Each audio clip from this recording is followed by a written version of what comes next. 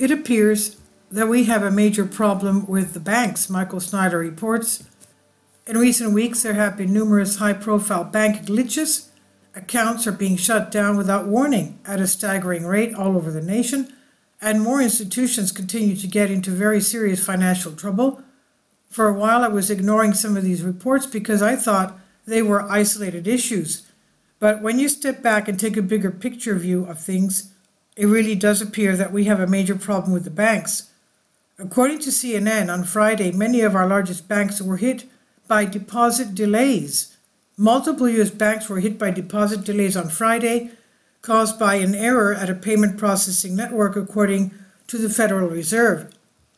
The clearinghouse, which operates the automated clearinghouse system, which allows banks to send electronic payments to each other, experienced a processing error with a batch of bank transactions.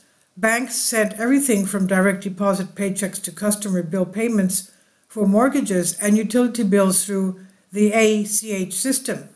This caused a tremendous amounts of distress because paychecks were not showing up in the accounts of a lot of people. And considering the fact that more than 60% of the country is currently living paycheck to paycheck, that is a big deal. Incredibly, some banks are still trying to fix the problem. The following is a message that PNC Bank posted on Twitter on Sunday. Good morning, Amy. Due to an industry-wide delay with federal ACH transactions, some ACH credits and debits, including some direct deposits, have not been processed. We recommend that you contact your employer or ACH originator for more information. Thank you. There have been so many bank glitches this year, so why is this happening? Could this latest incident have been caused by a cyber attack? I wish I had answers to those questions. Meanwhile, banks all over the U.S. are suddenly shutting down thousands of accounts without any warning whatsoever. The reasons vary, but the scene that plays out is almost always the same. Bank customers get a letter in the mail saying their institution is closing all of their checking and savings accounts, their debit and credit cards are shuttered too. The explanation, if there is one, usually lacks any useful detail. Can you imagine how you'd feel if your card suddenly did not work and you did not have access to your money? Right now, we're seeing a tsunami of de-risking by banks that is unlike anything we have ever seen before. Or maybe the customers don't see the letter or never get one at all, and instead they discover that their accounts no longer work while they're at the grocery store, rental car counter, or ATM. And when they call their bank frantic, representatives show concern at first. Oh, no, I'm sorry, they say, we'll do whatever we can to fix this. But then comes the telltale pause and shift in tone. Per your account agreement, we can close your account for any reason at any time, the script often goes. These situations are what banks refer to as exiting or de-risking. To me, that is one of the most alarming financial trends that I have seen in a long time. On top of everything else, Citizens Bank in Iowa has become the 6th U.S. bank this year to go belly up. The following comes from a press release issued by the FDIC. Citizens Bank, Sac City, Iowa, was closed today by the Iowa Division of Banking, which appointed the Federal Reserve, the Federal Deposit Insurance Corporation, FDIC, as receiver.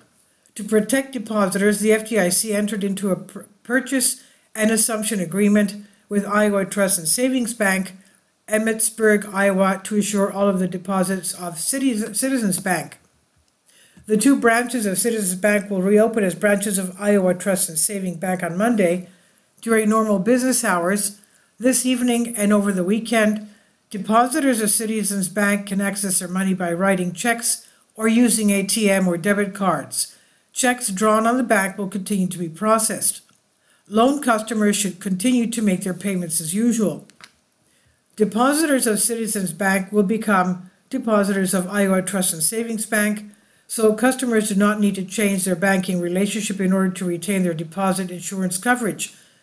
Customers of Citizens Bank should continue to use their existing branch until they receive notice from Iowa Trust and Savings Bank that it has completed systems changes to allow its branch offices to process their accounts as well. As of September 30th, 2023, Citizens Bank had approximately $66 million in total assets and $59 million total in total deposits. In addition to assuming all of the deposits, Iowa Trust and Savings Bank agreed to purchase essentially all of the failed bank's assets. U.S. banks are sitting on an absolutely colossal amount of unrealized losses, so it's just a matter of time before more fall. And on types of financial institutions, other types of financial institutions are also on shaky ground. In fact, the biggest publicly traded brokerage firm in the country has started giving large numbers of workers the axe. Charles Schwab on Monday began laying off employees across the company. Schwab, the largest publicly traded U.S. brokerage, did not disclose how many employees were affected in an internal message seen by Wall Street Journal. Some remaining employees will have new jobs or managers, according to the message. Of course, layoffs are starting to pick up speed from coast to coast. According to Zero Hedge, the number of employed Americans went down by 348,000 last month alone. Yes, payrolls may still be positive, but the actual change in monthly employment is not. In fact, in October, the number of employed Americans collapsed by 348,000 per the household survey. This was the second negative print this year and the seventh negative employment month since the COVID crash. Ironically, since then, we have seen just one negative payroll month, which makes sense since the non-farm payrolls number is far less accurate and much more gamed due to its market-moving abilities. The plunge in employment, coupled with a jump in unemployment workers by 146,000, is also the reason why the unemployment rate unexpectedly went up. The economic turmoil is erupting all around us, and much more chaos is on the way. So I hope that you have prepared for very harsh economic times, because the pace of change is only to get quicker from here on. This is by Michael Snyder. He says about the author, "My name is Michael, and my brand new book entitled End Times is now available on Amazon. In addition to my new book, I've written 6 other books that are available on Amazon, including 7-Year Apocalypse, Lost Prophecies of the Future America, The Beginning of the End, and Living a Life That Really Matters, commissions earned. When you purchase any of these books, you help to support the work that I'm doing, and one way you can really help is by sending copies as gifts to family and friends. Time is short, and I need help getting these warnings into the hands of as many people as possible. I've also started a brand new Substack newsletter, and I encourage you to subscribe so you won't miss any of my articles. I've published thousands of articles on the Economic Collapse blog, End of the American Dream, and the most important news. And the articles that I publish on those sites are republished on dozens of other prominent websites all over the globe. I always freely and happily allow others to republish my articles on their own websites, but I also ask that they include this about the author section with each article. The material contained in this article is for general information purposes only, and readers should consult licensed professionals before making any legal, business, financial, or health decisions. I encourage you to follow me on social media on Facebook and Twitter, and any way that you can share these articles with others is definitely a great help. These are such troubled times and people need hope. John 3:16 tells us about the hope that God has given us through Jesus Christ. For God so loved the world that he gave his only begotten Son, that whosoever believeth in him should not perish but have everlasting life.